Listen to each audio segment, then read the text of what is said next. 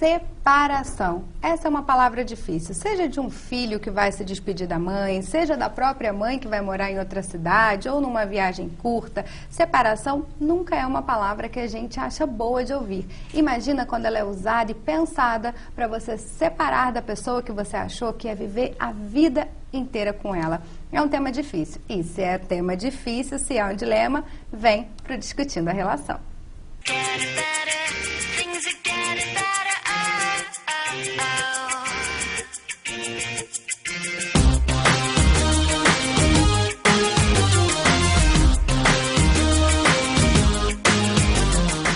Vamos falar de separação, porque ela também faz parte da vida, né, meninas? Infelizmente, chega um momento em que a gente tem que se separar, né?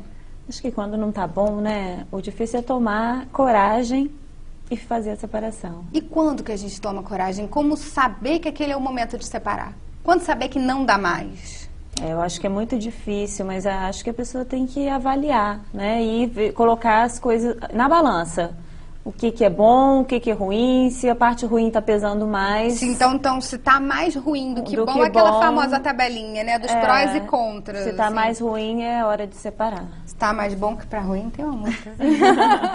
É uma situação bem complicada, né? Essa questão de separação, porque a gente estava até conversando aqui, a gente quando casa é casado para sempre, né? Até que a morte nos separe. Foi até engraçado que eu vi um filme que o cara falava assim, não, morte não quero morrer para separar, né? Então, pode ser para sempre. Para sempre. Né? Oi, é para eterno enquanto dure. Alguma coisa mais leve, né? Gente, olha, a gente falou disso no Depois dos 25 e a revista Lola também, de agosto, ela tá falando sobre recém-separadas. Está focando um pouco mais em mulheres que estão acima dos 40 anos de idade, tem até a Luísa Brunet. Mas muito interessante que a gente achou que foi a Márcia Camargos, que ela separou do marido e escreveu o livro Separar Depois dos 40, um guia para mulheres que desejam recomeçar a vida. E o mais legal que ela fala aqui são 8 depoimentos de mulheres no livro, e o mais interessante que eu achei é que ela fala que nenhuma delas estava casada com um crápula. Né? Porque a gente sempre acha que... Primeira coisa que a gente pensa, né? Era um que, assim, safado, era um safado, traía, né, Carol? Eu acho que é a primeira coisa, assim. Mas eu acho que o principal passo é você tentar fazer amigavelmente uma separação, né? Mas você não acha que essa questão, assim, voltando ao que ela falou, de que não eram crápulas, isso faz com que a gente realmente esteja que tá o tempo inteiro atenta, assim, tá bom de verdade ou eu me acostumei com isso? E dificulta, né? Porque as pessoas também, assim, vão falar, pô, ela é louca, né? O cara é uma pessoa boa, cuida bem do filho, prove a família, e aí ela tá separando por quê? Tá louca? Vamos, né? Às vezes a gente pensa que o cara é perfeito, não é bem assim, né? Vamos ver só quem tá em casa que sabe. A Roberta, que participou do Depois dos 25, que foi tema desse post, ela deixou um recado pra gente em vídeo. Vamos ouvir? Olá, meninas, tudo bem com vocês?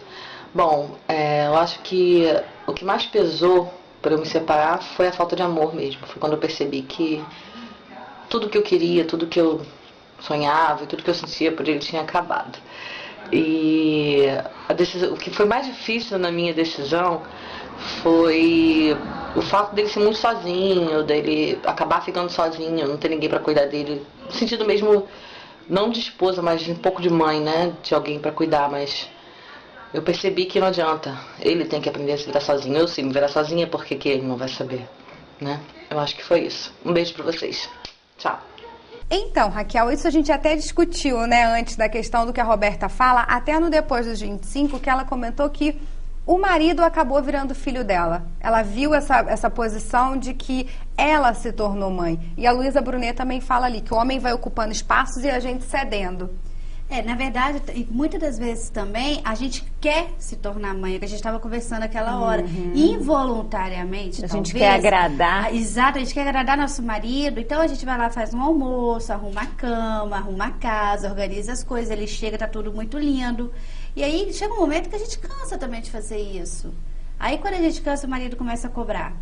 E às vezes o parceiro não vê que isso está te desgastando e desgastando. Exatamente. Então acho que o primeiro passo para a separação, eu sempre achei isso, mas eu falo, as pessoas falam assim, você é moderninha, você, né, é para frente. Mas para mim, o primeiro passo para a separação é a aproximação. né? Porque às vezes você fica tão próximo, vira uma coisa tão, né, uma coisa só, que chega uma hora que você pega nojo, porque tudo que você come demais, tudo que você usa demais, você tem repulsa. Enjoa. Eu nunca passei por um processo de separação. Eu acho que só de pensar no nome já é uma coisa que acho que dói um pouquinho, né? Eu não, Você acha não me imagino dói? sem meu marido. E será que teria... Mas uma coisa que eu voto muito é você ser feliz no seu casamento.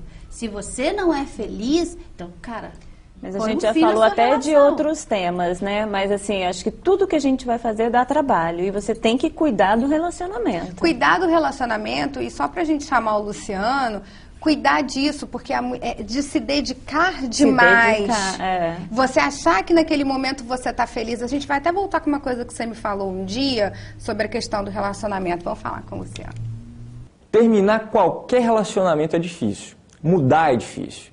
Ainda mais quando a gente não sabe bem o que vai acontecer depois de uma decisão como essa.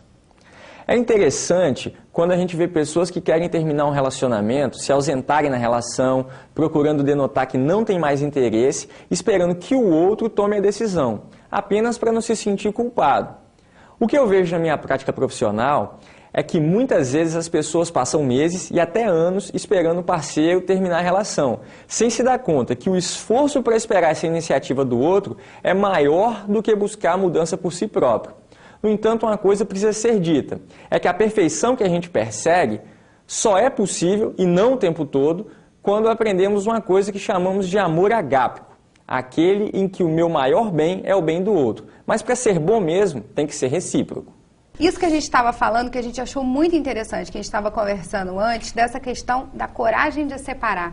Às vezes a gente não quer mais, não é, Raquel? Isso. Que a gente estava comentando. Nossa, eu adoro os comentários do Luciano, né? Ele falou uma coisa muito certa também, Flávia. A gente às vezes quer separar da pessoa e a gente começa a fazer de uma forma com que ela peça separação. Porque às vezes pra não tem que eu não coragem. saia culpada. Sabe? Não, foi É ele uma que falta pediu de pra separar de coragem. mim. E outra coisa também que ele finaliza é muito a questão de você vai separar e não achar que o seu próximo relacionamento será perfeito. Perfeito, isso é demais. Até tem a Aline aqui, que a gente estava conversando sobre ela, que ela fala que é muito difícil, ela deixou um comentário depois dos 25, que ela acha que é mais difícil para a mulher do que para o homem. E que ela já quis separar muitas vezes por incompatibilidade, mas sempre volta atrás. Talvez por medo, talvez por ter filho, talvez por medo de começar do zero. São vários poréns, né? E teve um comentário também muito interessante de uma menina, de uma pessoa que falou que ela já quis separar, mas ela pensa no filho, ela pensa na casa. Esse é o complemento. Eu achei também esse comentário muito interessante porque é real.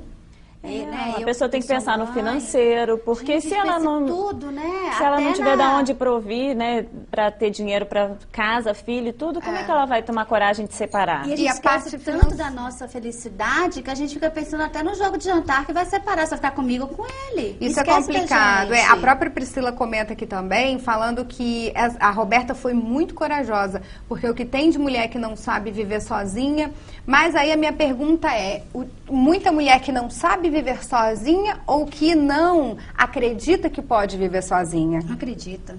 Com certeza. Porque ela pode viver sozinha. A mulher, ela pode. Vai ser difícil, não vai ser Lola, fácil. Vai ser sofrível, principalmente no início, né? A Luísa Brunella fala que nós mulheres somos polivalentes. Então, assim, depois que ela separou, é que ela descobriu a capacidade que ela tem de ser ela mesma. Ela se deu a esse direito, né? Aquele negócio, você não chega a nenhum prazer sem sofrimento, né? Então, você passa por um caminho. Mas um bom divórcio, uma boa separação, começa com um bom contrato. Vamos conversar com a Jade Han, que é advogada e trouxe umas dicas pra gente. Muito embora esteja previsto no Código Civil Brasileiro o dever dos cônjuges de fidelidade recíproca, assistência e respeito, muitos casais têm optado por ratificar estes deveres por meio de um contrato. Num contrato, as partes estipulam condições e termos conforme lhes convém. Então, pode incluir cláusula de fidelidade? Pode. Pode prever que vocês terão um gato ou um cachorro? Pode. Estipular valor de pensão no caso de separação ou divórcio? Tudo pode, não sendo imoral, ilegal ou impossível perante a lei. O importante para a eficácia do contrato é que ele seja assinado pelo casal, acompanhado de 2 testemunhas e, principalmente, que haja uma previsão de pena para aquele que descumprir o acordado.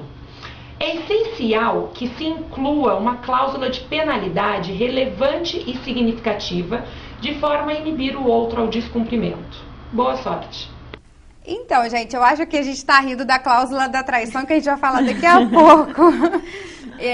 Só citar o regime de comunhão universal, que a já tinha comentado com a gente, que é o regime que é aquele que é tudo junto, que não é tão usado hoje em dia. O comunhão parcial de bens, que é aquele que mais você comum hoje.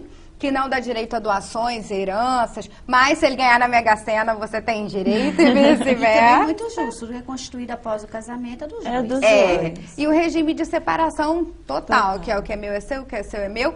Não, como diz uma amiga minha, né? O que é meu, o que é seu é nosso. E esse que é o mais legal, que foi o que chamou mais atenção, que é essa questão de você poder colocar cláusulas, né? Que a Jade falou e que ficou muito famoso com a novela Insensato Coração, que já acabou, mas a Bibi e o Douglas faziam um pacto de fidelidade. É o 500 pré-nupcial. mil. Exato. Fizeram. Mas que muita gente ficou interessada. Pô, eu posso ganhar um dinheiro se ele me trair? Então, isso foi uma coisa que eu fiquei na dúvida. Porque com o contrato ali, só a Bibi tinha que pagar ele? Porque foi ele que mandou colocar lá a cláusula porque da ele traição, tinha mais medo do que ela, né? Quem que escreveu a novela? Gilberto Braga. Gilberto Braga, por favor, responda. Eu não vejo novela. Mas olha, gente, essa é uma cláusula que é bacana e eu achei super bacana isso que ela colocou. Até mesmo que a gente estava falando. Às vezes você teve filho, você tem filho, você botar uma cláusula lá, né? Olha, se a gente vier a ter filho e eu optar por largar a minha profissão para cuidar das crianças durante tal tempo, né? Eu serei sustentada para que eu volte ao mercado de trabalho.